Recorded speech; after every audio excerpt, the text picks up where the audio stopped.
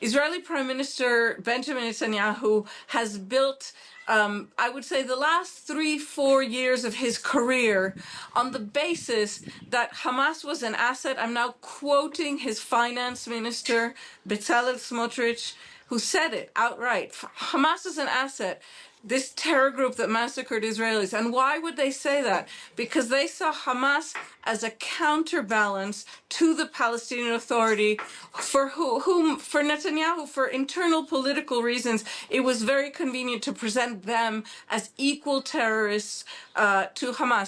Now, anti-Hamas protests have been taking place in northern Gaza, demanding an end to the conflict.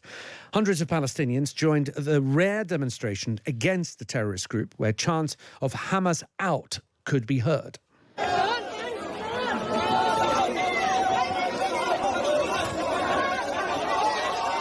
Noga Tarnopolsky is an Israeli-Palestinian journalist based in Jerusalem who joins us now. Noga, good afternoon. Good afternoon. We've seen some pictures of these protests. They involved hundreds of people, but very quickly dispersed, from what we understand from some masked Hamas militants. Right. Look, these are small protests if you compare them to what's going on in Istanbul, what has gone on in Belgrade in recent weeks, but they are remarkable protests. These are very, very brave Gazans who are expressing their desperation after almost 18 months of nonstop war, and are also taking advantage of the relative weakening of Hamas. Gazans have been living in a siege under Hamas rule since 2007. Hamas is as cruel towards its own population as it is towards anyone else.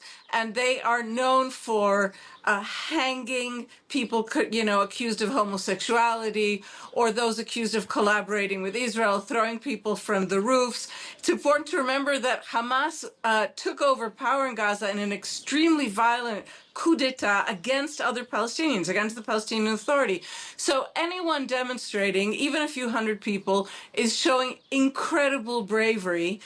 And Hamas has acted against these people. That said, it's hard to imagine, let's say, a more massive number of people daring to join them so long as there's no credible offer for a better life for Gazans on the table. Right now, neither the Arab world, certainly not Israel, not the United States, no one is offering Gazans a credible alternative to Hamas. So obviously this indicates, even more the bravery of those who do protest, but they have nothing to protest for. They're only protesting against. Do you expect these protests to continue, perhaps grow, and for them to actually make a difference? I mean, is there even a glimmer of hope that Hamas could be forced out of power in Gaza, with perhaps the Palestinian Authority stepping in to take control of the governing of Gaza and perhaps smooth over the negotiations? Well, I think that if the Palestinian Authority took over Gaza, there wouldn't be a need for certainly the current negotiations, for ceasefire hostage negotiations, because the Palestinian Authority is not at war with Israel and is not holding and would not hold Israeli hostages. That said, that suggestion has been made basically since the start of the war, since Hamas's attack, and Israel has rejected it all along. Israeli Prime Minister Benjamin Netanyahu has built, I would say, the last 3-4 years of his career on the basis that Hamas was an asset. I'm now quoting his finance minister, Bezalel Smotrich, who said it outright. Hamas is an asset, this terror group that massacred Israelis. And why would they say that? Because they saw Hamas as a counterbalance to the Palestinian Authority, for Netanyahu, for internal political reasons, it was very convenient to present them as equal terrorists to Hamas.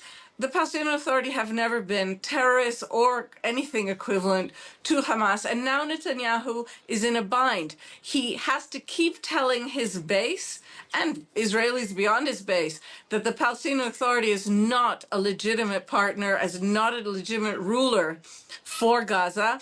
But the rest of the world, the European world, even to a certain extent, still the American world, and certainly, absolutely, the Arab world, see the Palestinian Authority as the only legitimate alternative. And in part, this war is ongoing, and we are all stuck. We're all stagnating in this situation because for now, no alternative to Hamas has been deemed acceptable.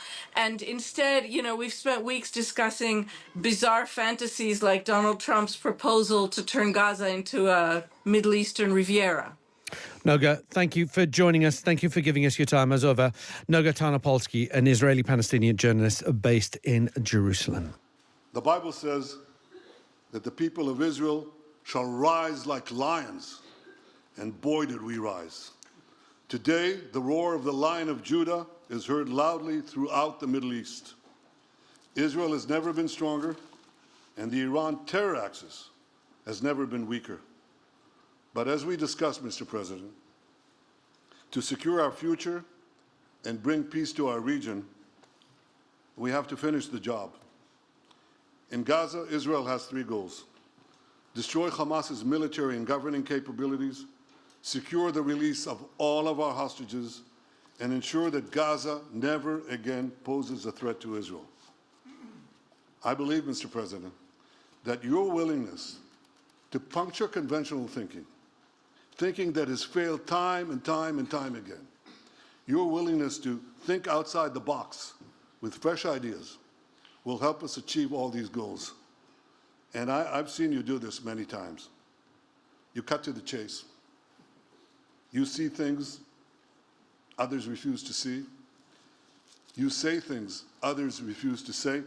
And after the jaws drop, people scratch their heads and they say, he's right.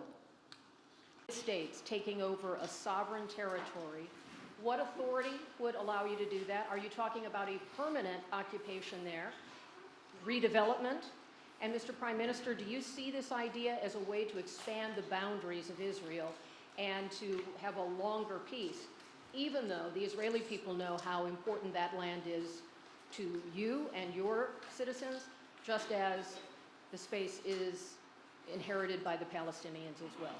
I do see a long-term ownership position, and I see it bringing great stability to that part of the Middle East and maybe the entire Middle East.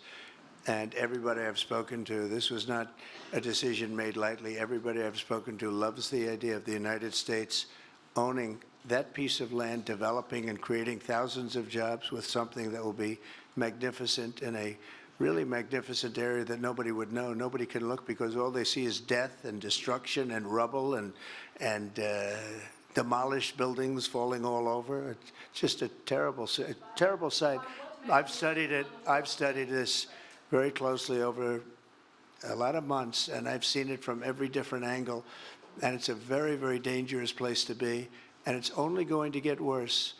And I think this is an idea that's gotten tremendous, and I'm talking about from the highest level of leadership, gotten tremendous praise. And if the United States can help to bring stability and peace in the Middle East, we'll do that. Bibi?